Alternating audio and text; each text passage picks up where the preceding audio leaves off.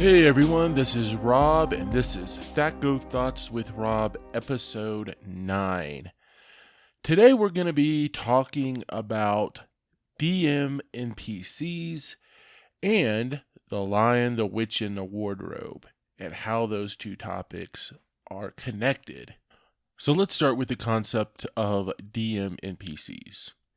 If you have played any game, any RPG long enough, sooner or later you're going to come across one of these characters. The Dungeon Master, Game Master, Storyteller, they will insert an NPC into the game. It's obviously their favorite, that they put a lot of work into, and that they want to play vicariously through that character. Obviously, they're going to make sure that this character survives because they have a special attachment to him. So one of the things you'll notice is a lot of times these DM NPCs will be several levels higher than the PCs. They'll have usually special weapons, special powers that have them set apart from the PCs.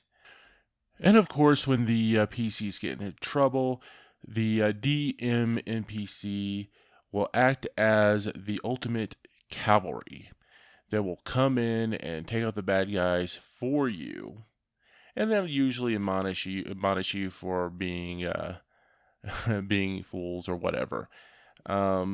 It's become a trope by now. Now, obviously, NPCs are extremely necessary for gameplay. They can help direct the story. They can help move the characters along. And they're the voice for the Dungeon Master within the game. But there is a line that could be easily crossed. Many times, the DM will basically saddle the players with an NPC that just won't go away. We've all seen it. We've all been there.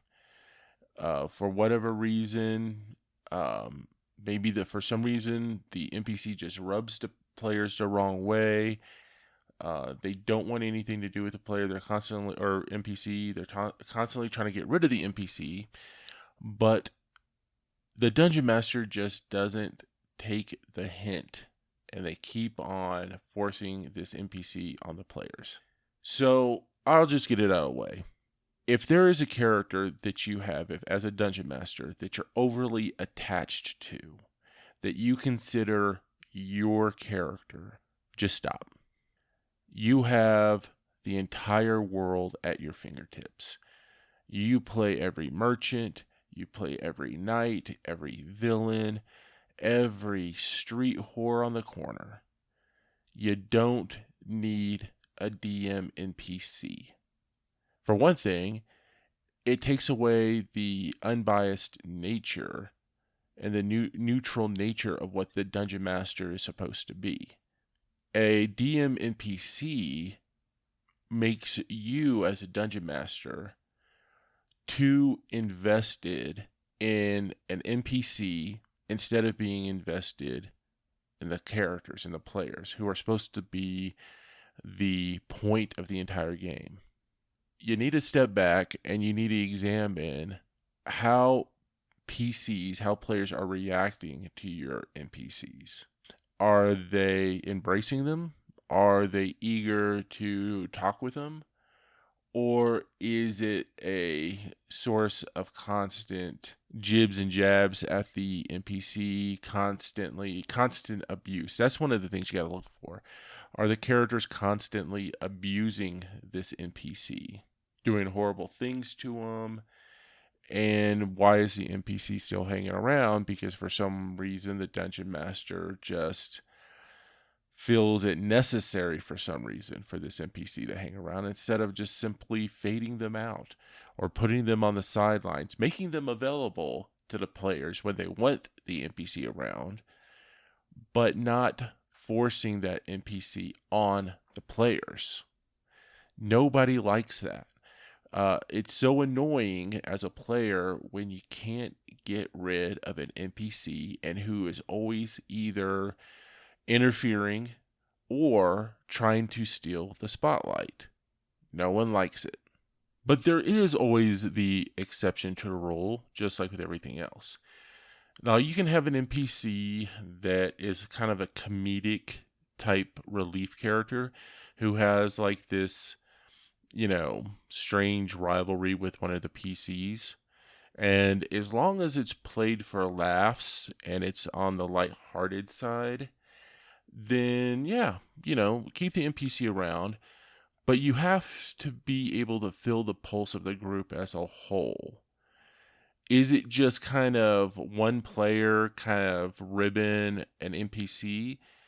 Or is it the entire group looking at this NPC like they are a weight around their neck? Now, a great example of a kind of a comedic NPC that the PC obviously gets annoyed with would be C3PO, right? So you have Han Solo constantly ribbing C3PO.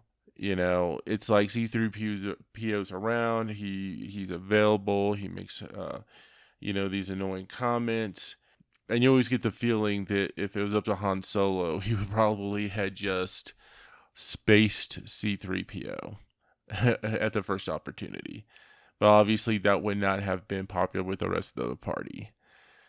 But C3PO was entertaining in his own way, and he provided very necessary services when it was necessary.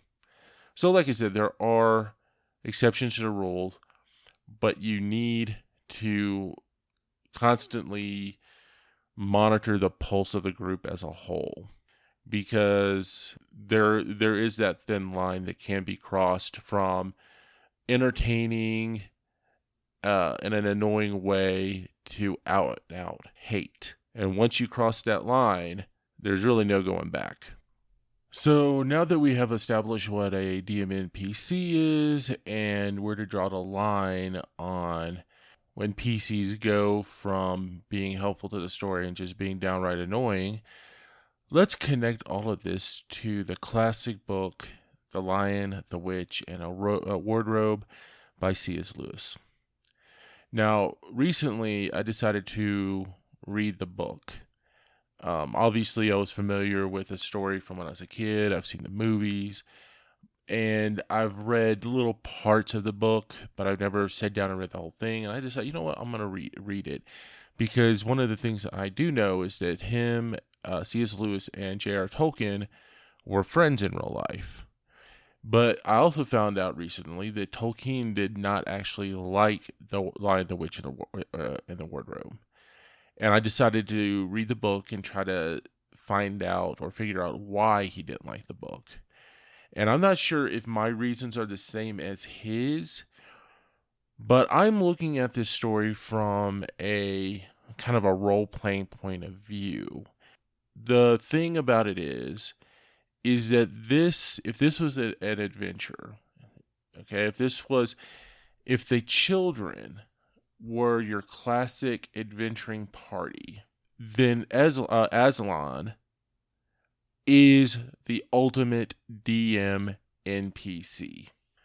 So we're going to kind of break down the story, and for me to be able to kind of pinpoint why I have this reaction to the book.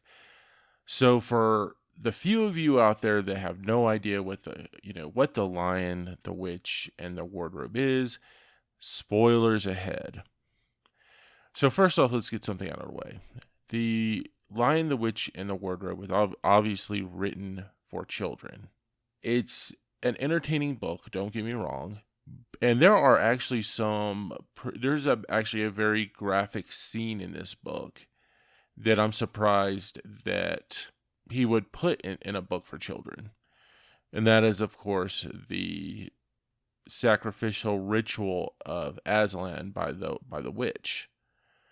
Okay, so let's just go ahead and just break down the story from the beginning so I can make my points as we go along. So first off, the story is about 4 children: Peter, Susan, Edmund, and Lucy. All from England. This takes place in like the 1940s. And they are orphaned, and they have to live with this strange man simply called the Professor. The Professor is, or his real name is like Professor Diggory Kirk or something like that. But anyway, so they're living with this professor, and he has a very hands off. He doesn't admonish them or discipline them in any way, so they pretty much have the house to themselves. Sooner or later, one by one, they find the wardrobe, and they end up going through the wardrobe, and they end up in Narnia. The first one to do so, of course, is Lucy, then Edmund, and then finally Peter and Susan. So we get to Narnia. Lucy, of course, meets the fawn, Tumnus, and she gets kind of the lowdown on the witch. And then Edmund shows up, and he's amazed, of course, that Lucy was telling the truth the whole time. But the point is, they ended up going back to their home. Time passes, they end up back in Narnia. Now they're all in Narnia. And they end up meeting the Beaver couple, Mr. and Mrs. Beaver. And then they start hearing about this guy named Aslan. After they hear about the witch and they decide that they're going to try to rescue Tumnus, they start hearing about this savior figure named Aslan. And even just bringing up his name sends different intense emotions through each of the children. And of course, each one of them, depending on their personalities, they feel something different. Edmund, who is of course the kind of the dark rogue character of the group, feels dread when he hears Aslan's name. So finally, the first part of the story is them simply trying to get to this place called the Stone Table, where they're supposed to meet Aslan. So they do that. Of course, Mr. and Mrs. Beaver are pretty much leading the kids by the nose at this point. And they get the kids to this meeting with Aslan. Now, once Aslan comes onto the scene, it literally just becomes a book about Aslan.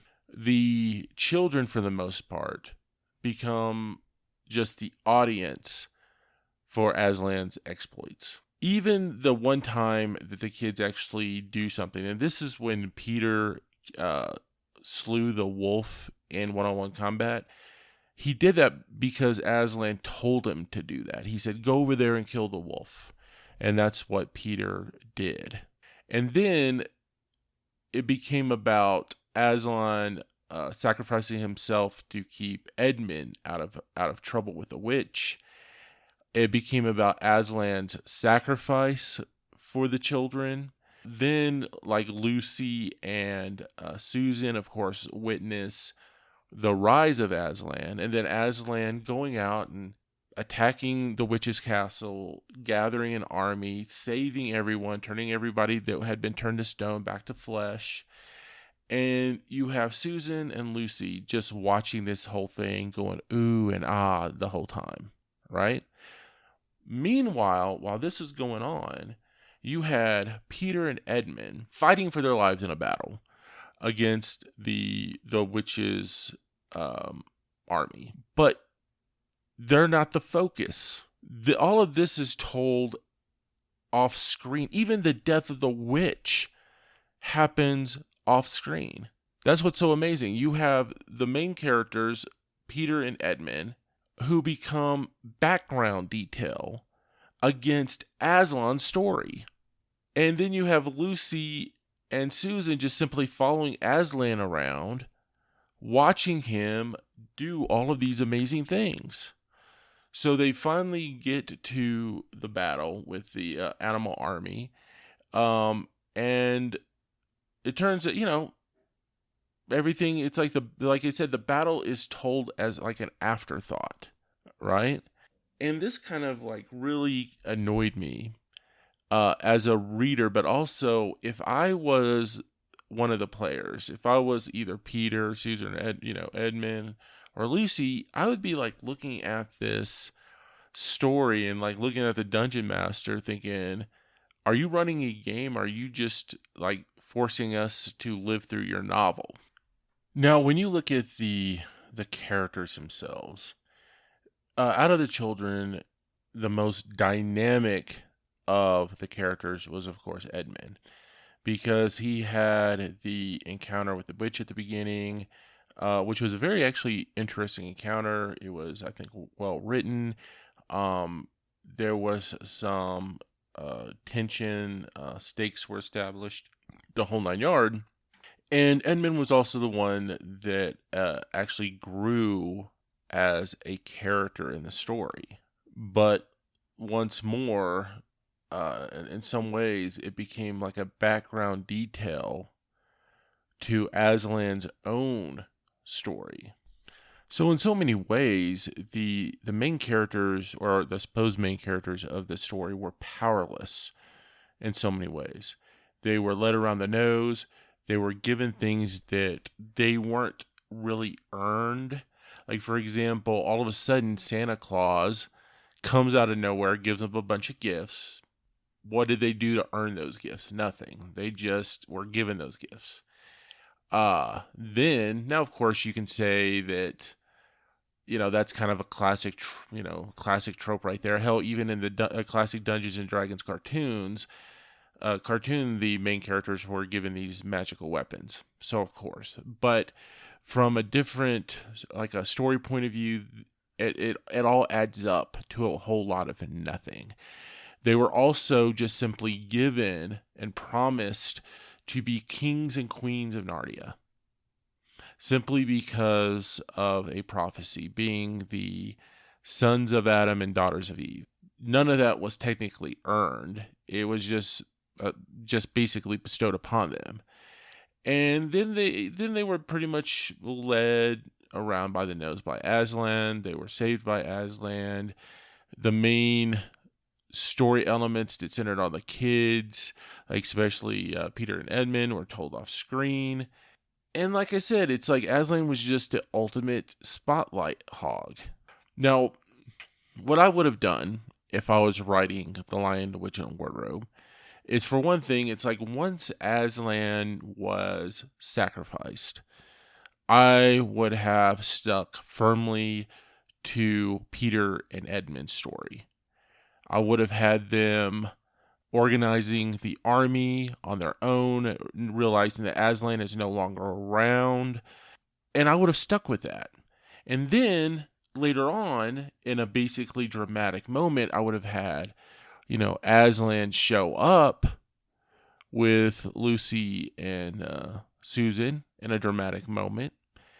And then I would have had their story more told off screen. If I had to choose who I would have told off screen, it would have been their story and how things led up to the moment where they arrived in the nick of time. So the problem with The Lion, the Witch, and the Wardrobe is that, as great as the story is, it was focused on the wrong characters. The DM NPC Aslan stole the story, and the PCs were just simply there to witness the glory of C.S. Lewis's favorite NPC. Anyway, guys, this synopsis was not to shatter anyone's childhoods, because I'm sure a lot of people out there, maybe The Lion, the Witch, and the Wardrobe is their favorite book from being a child, or even an adult. It's simply to demonstrate a very blatant example of how a DM NPC can take away focus from where it really belongs, and that is the PCs. So I'll just leave it at this. DMs, examine your NPCs. Examine and pay attention to how players react to them. And try to figure out if they genuinely hate this character or not. And if they genuinely hate the character, let them go. Okay? They're not necessary. If it brings the story down, get rid of them. And on that note, I will bid everyone adieu. But first off, just a reminder that this and other podcasts can be listened to on Spotify, on YouTube. And as usual, this video was brought to you by the Evil Dungeon Master. And with that, I bid you all adieu.